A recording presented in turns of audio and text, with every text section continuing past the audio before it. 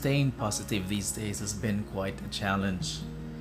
I mean, because every time you wake up in the morning, you listen to the news, and it's sad because recently a lot of the frontliners are experiencing the discrimination from other people.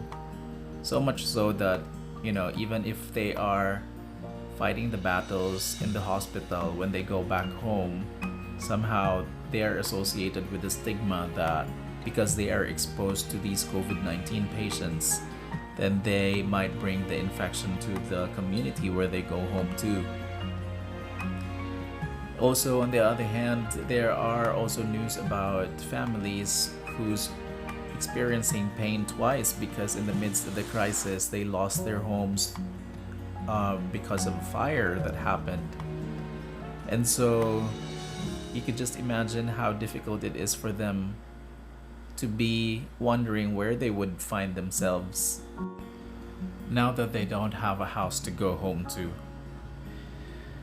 And then also the news about the barangay next to where I live has been put to a total lockdown because apparently, according to the news, the whole barangay is infected with the COVID-19. It's really crazy times that we're living in right now, and we are in a pandemic, something that none of us was ready to face.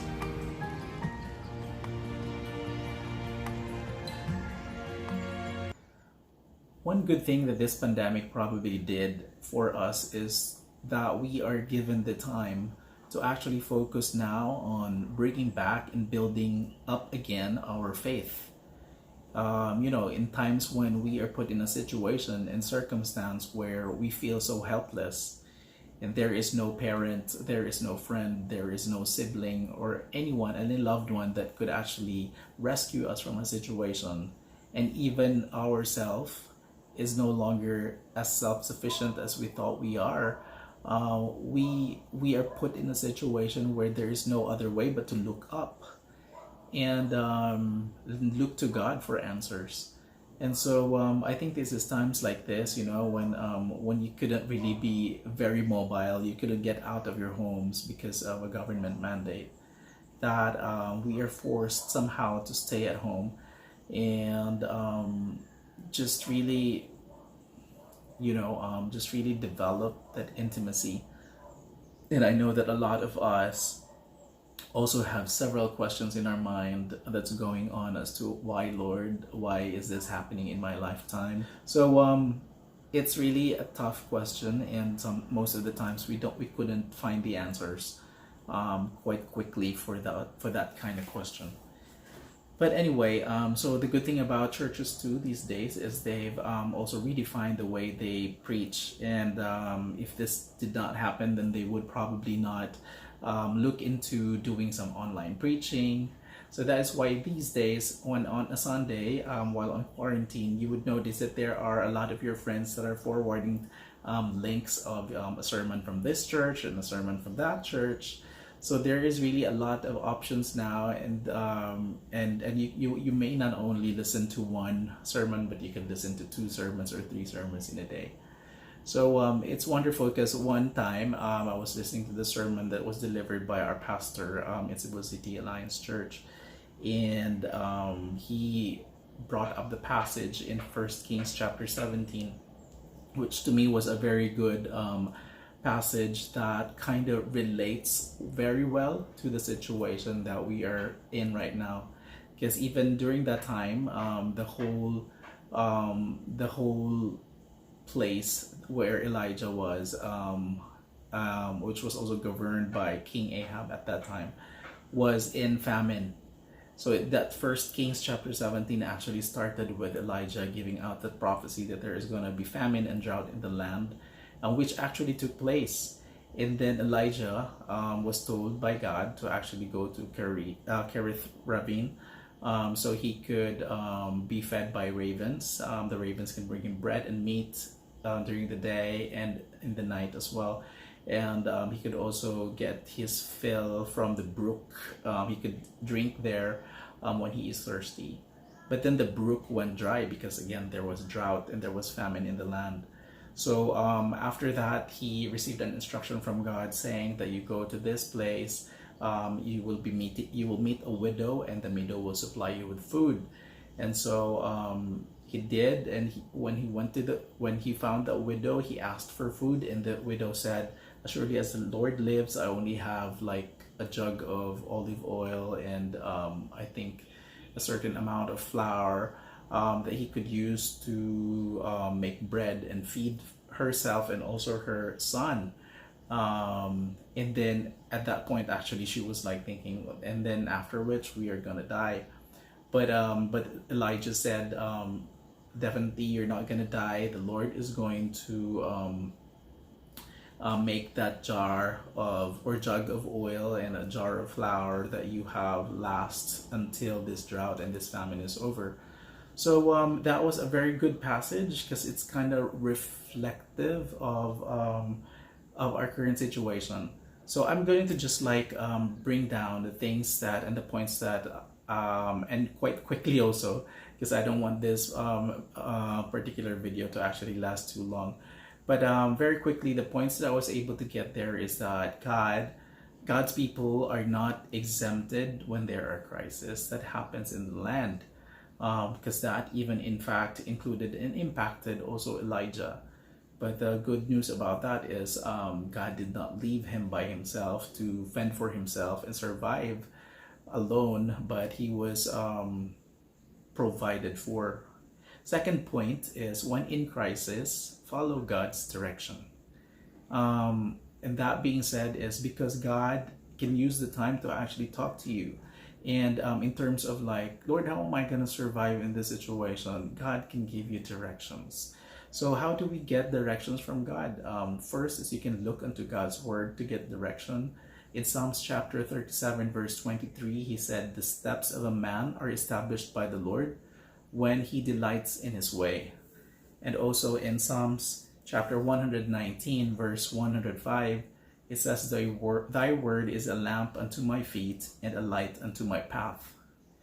So there you see God can give us direction in terms of like what am I gonna do, Lord, given the situation. Secondly, God can use also things, nature, and believers, like in the case of Elijah in 1 Kings chapter 17.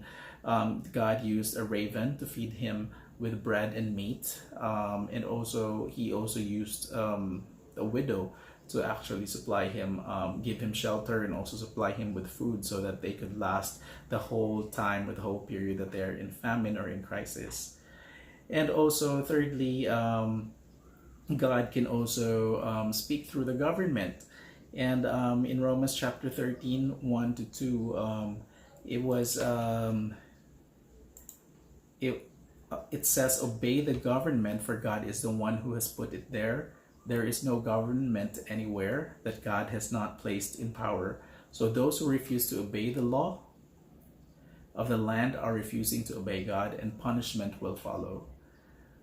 So if the government says that we stay at home, that we do social distancing, that we wash our hands frequently, these are the things that we should be following and be doing as citizens of this country called the Philippines. So we just have to listen to what our government officers and officials actually say about this whole thing, because they are installed by God in the position so they could give us direction and guidance also during these times of crisis. And then the third point that I was able to get is that the Lord knows already that this crisis is going to happen.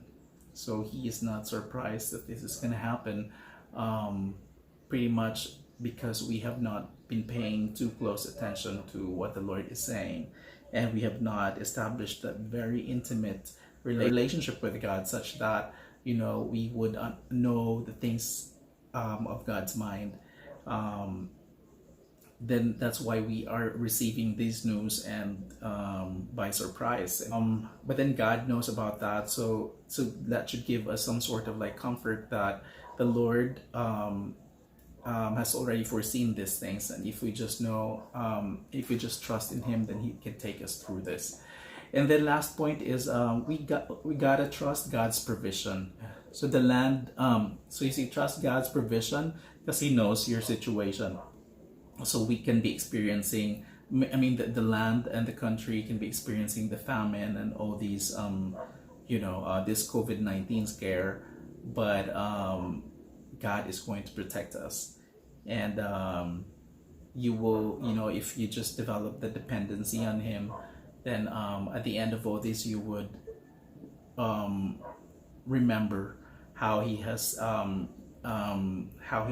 taken you through it, and how He has never left you without food or going really hungry or thirsty.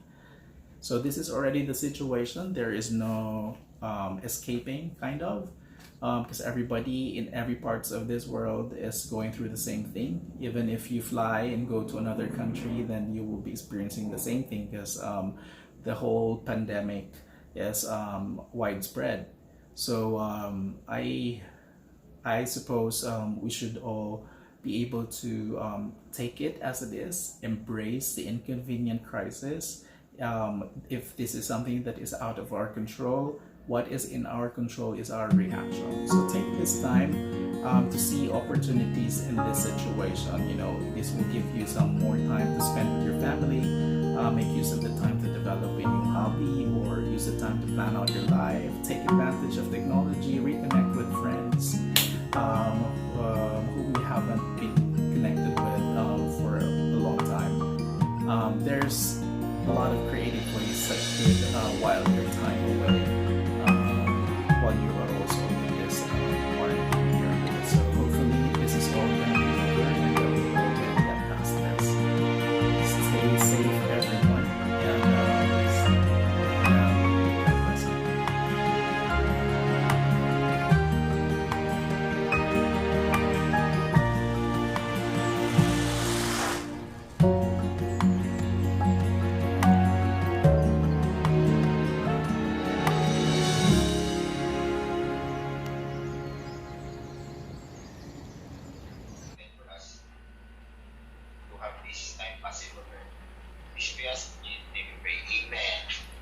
Amen. Huwag ko na nag-iingat. Kung i-extend eh, kanta si Nalvin. Ako, John. Mike. Sino ka naman si Mike?